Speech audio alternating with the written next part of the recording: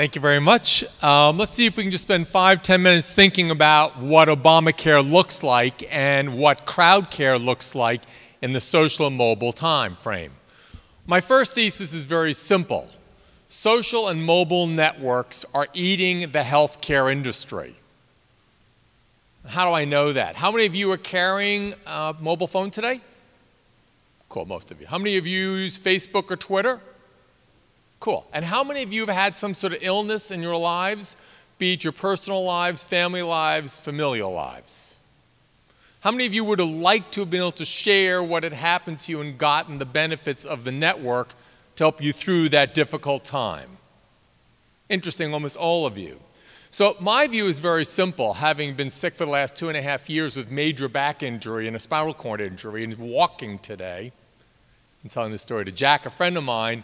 Ultimately, social mobile networks are not going to just eat Susan G. Komen's board, if you all watched. Another board bit the social dust. And it's a good reason why Susan G. Komen's board bit the social dust.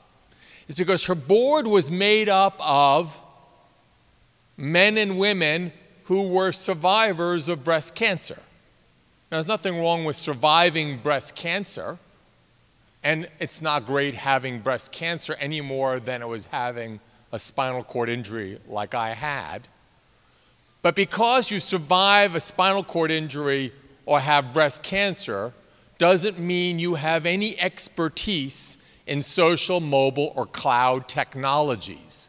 And so Susan G. Komen's board failed in adapting to today's reality when they made a social faux pas.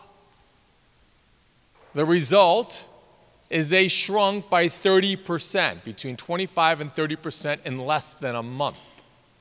In some regards, they're no different than Rush Limbaugh, in which he made a faux pas too that only cost him about 70% of his sponsors, or for that matter, Kodak, Blockbuster, Borders. Should I continue the list of companies and healthcare organizations that will suffer the wrath of each of us as we all connect and don't like the fact that institutions forgot what business they were in, which was serving us, not serving themselves. So I'm thrilled. Social, mobile, and cloud technology, I've been doing this a long, long time, since 1995, when my first client was AT&T, and they were trying to convince me they would own the last mile to our homes. And I said, sure, you and Paul Revere, if 1 by sea, 2 by land, 3 by what? Air? Satellite? They went bankrupt too. So it's only a matter of time till every institution, in my view, finds its fact and future biting the dust as the social mobile revolution ultimately empowers each of us to find our voices and to overwhelm the institutions that gave birth to us. Thoughts for today. There are 4 ways to respond to what I think each of you will see, that every single month another organization or country or city-state will bite the social dust. There are 4 ways that any organization can respond. They can be a laggard.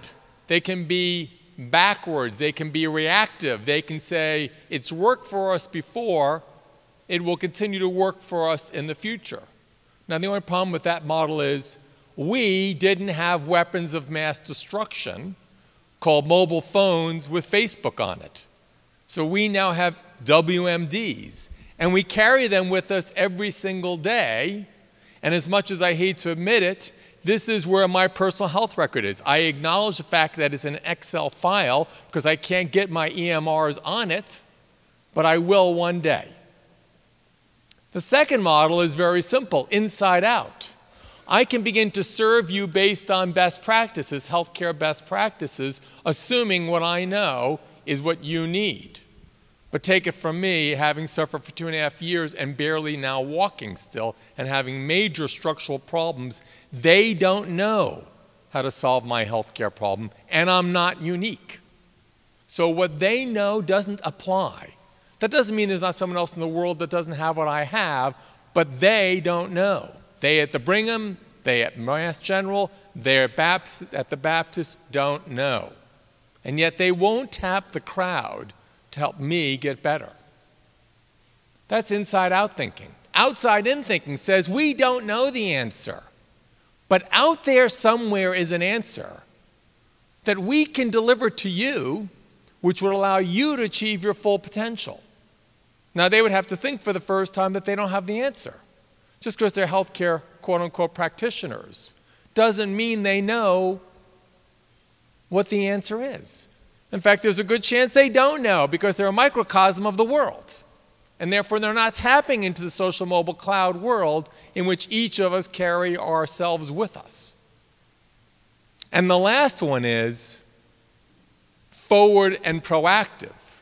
We can all acknowledge the fact that Apple has fundamentally changed the world for all of us. If you read last week's Wall Street Journal article on General Motors, they've realized, even despite the fact that they've recovered financially, they have not figured out their customers yet. As someone called me to said, I need some help, Barry, they must have steel in their heads, if not rubber.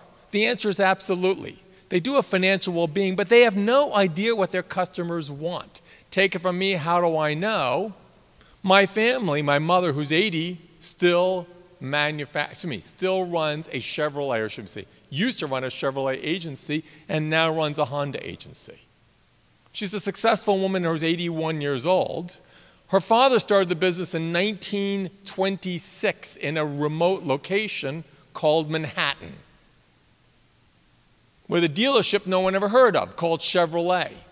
Let me tell you, in all the years my family ran that agency, they never once asked a customer what they wanted. How many of you have been offered a frequent driver program if you buy 4 cars from General Motors, or 3 from BMW, or 4 from Mercedes-Benz? They give you the 5th for free just to keep you as a client.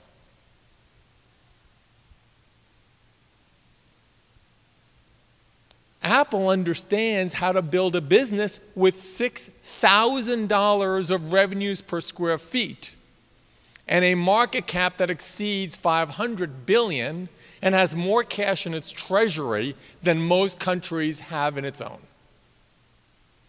Facebook has almost 1 billion people, and people ask me, what can 1 billion people do? When most enterprises and investors ask you, what can 1 billion people do? Well, here's what 1 billion people can do to America, called China. They can stop buying our debt, and what happens to us? What happens to us when they stop buying our debt? We go bankrupt. That's what 1 billion people can do. Can you imagine what 1 billion people could do for the healthcare industry if they wanted to get together and help them? And if the healthcare industry were to embrace the fact that 1 billion people have an extraordinary amount of knowledge? I leave you with a simple thought. Social and mobile networks are going to eat your enterprise's lunch. They're going to basically destroy your board because they know the least about these technologies and the power that they confer on each of us. And we do carry WMDs with us, weapons of mass destruction. Every one of us, 5.7 billion of us, carry smartphones today. 1.2 billion of us carry social mobile knowledge with us. Healthcare is at the epicenter of not Obamacare, but crowd care.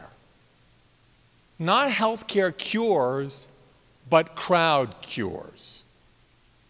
Not network and healthcare IT, but social IT. And not EMRs, but PMRs. It's time for the healthcare industry to understand that service is not spelled S-E-R-V-U-S. Serve us.